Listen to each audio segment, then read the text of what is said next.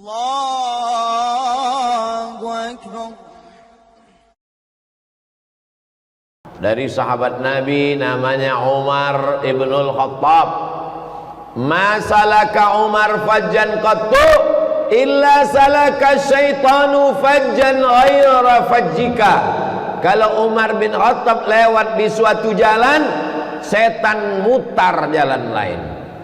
Kalau Umar bin Khattab lewat di jalan Ahmad Yani, berputar setan jalan Sudirman terus ke Rumbai ke Simpang Bingung. Saking takutnya dia berpapasan dengan setan, dengan Umar bin Khattab. Kenapa? Saking kuatnya iman Umar bin Khattab. Orang kalau imannya kuat, maka setan takut. Bukan pada orangnya, pada selapnya pun takut setan. Sakitlah adik Raja Baghdad Irak.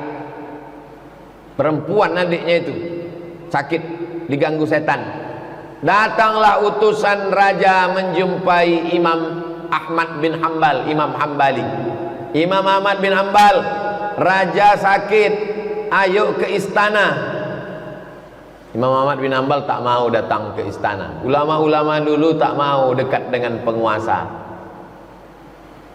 Maka diambilnya selop kayu. Dianjurkan di WC toilet tuh pakai selop, pakai sendal, pakai terompah, supaya tapak kaki tidak menginjak lantai, takut ada bekas air kencing ke lantai, dipijak, itu menyebabkan was-was dalam hati. Terompah kayu, kop-kop namanya. Terompah kayu dikasih. Nah, datang Ahmad bin Hanbal, Imam Ahmad bin Hanbal diambilnya, suruhnya pergi ambil terompah kayu di tempat wudhu, diambil, bawakan ke adik Raja Baghdad tu. Diletakkanlah selop terompah kayu ke dekat adik Raja Baghdad yang kerasukan setan. Sehat. Takut setan menengok selop Imam Ahmad bin Hanbal. Tiba-tiba suatu hari kumat balik, ketawa lagi adik raja tu, cekikikan, masuk jin tu lagi. Dibawakan selop tu, makin kuat ketawanya. Rupanya Imam Ahmad bin Hanbal sudah meninggal di Baghdad tahun 241. Kata setan tu, aku bukan takut sama selop ini, sama yang punya selop tu, dia udah mati udah. Tak masuk akal cerita ustaz nih. Apa tak masuk akal? Cerita ini diriwayatkan Imam Al-Hafiz Jalaluddin Abdurrahman As-Suyuti dalam kitab Laqtul Marjan, cerita tentang riwayat tentang jin. Tapi tak logis Pak Ustaz, tak masuk akal. Berapa banyak pegawai Pemprov, Pemda takut, padahal bupati, gubernur tak ada di kantor, mobilnya aja parkir. Berapa banyak pegawai Pemprov, Pemko, Pemda ketakutan datang jam 7, padahal mobil dinas tu kebetulan air mati di rumah supir tu, dibawa aja situ nyuci. Bawa datangan pakai Pak Gubernur, Pak Bupati kantor, padahal mobil tu datang. Tadi cerita sendal kau tak percaya, pegawai ketakutan kau percaya. Inilah namanya bongak yang terpelihara. Kenapa pegawai itu takut? Karena gubernur, bupati, wali kota itu masih menjabat. Coba kalau tak menjabat lagi, dia pun tak disapu kan? Bapak Ibu yang dimuliakan Allah Subhanahu wa taala. Jadi kalau kuat iman kita, takut setan. Setan takut sama Ustaz Somad? Belum pernah saya tanya lagi. Qala, Nabi berkata, hadisnya diriwayatkan Abdullah Umar bin Khattab, ma minkum min ahadin yatawadda'u fayubligh. Kalau kamu berwudu, wudunya sempurna, menyiram muka sempurna,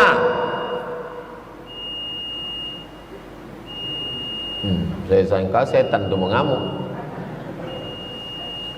Au fayusbighul wudu'a, wudunya itu memang betul-betul baik menurut tuntunan sunnah Rasulullah SAW. Summa yaqulu, sesudah berwudu itu dia berdoa, asyhadu an la ilaha illallah wahdahu la syarikalah wa asyhadu anna sayyidana Muhammadan abduhu wa rasuluh.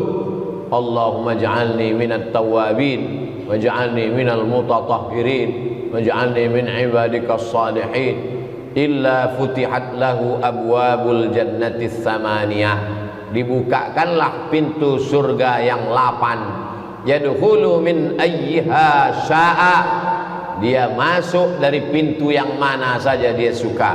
Ada namanya babut tau, ada namanya babur rayyan. Babur rayyan, pintu surga yang hanya dimasuki orang yang puasa sunnah. Ada namanya babus sedekah, pintu surga yang hanya dimasuki para dermawan. Ada namanya babul jihad, pintu surga hanya dimasuki oleh orang yang mati syahid jihad fisabilillah. Tapi ada yang masuk ke dalam pintu bebas akses, pintu manapun kau bebas masuk, silakan sesuka hatimu. Siapa itu? Abu Bakar Siddiq.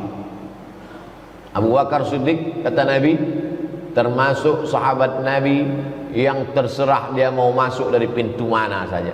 Yang kedua siapa? Perempuan yang solehah, menjaga solatnya, menjaga puasanya, taat kepada suaminya yang taat kepada Allah. Nah, ini perlu saya jelaskan.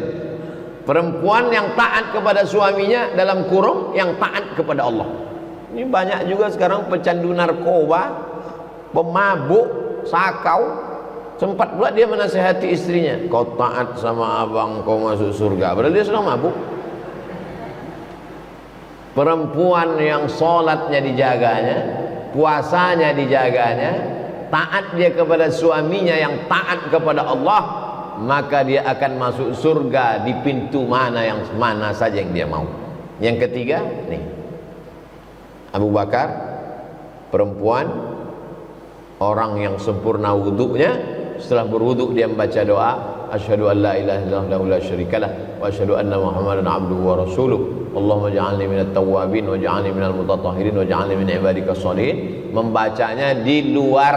Kalau dalam wudu, kalau wudunya dalam kamar mandi, di kamar mandi itu ada lubang WC, jangan membaca doa di dalam. Baca doanya setelah keluar. Tapi kalau hanya tempat mandi shower saja, tak ada WC di dalam, boleh, karena dia bukan tempat setan. Rawahu Muslim. Allahumma ja'alni minat tawwabin, dalam riwayat At-Tirmidzi, Allahumma ja'alni minat tawwabin, jadikan aku orang yang bertaubat.